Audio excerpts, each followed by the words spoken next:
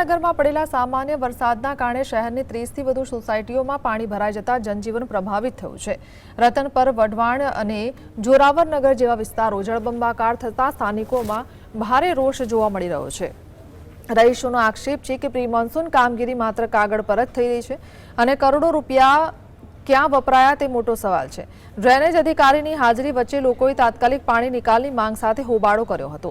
સામાન્ય વરસાદે નગરપાલિકાની પોલ ખોલી નાખતા હવે ચોમાસા દરમિયાન મોટી હોનારતની ભીતિ સેવાઈ રહી છે।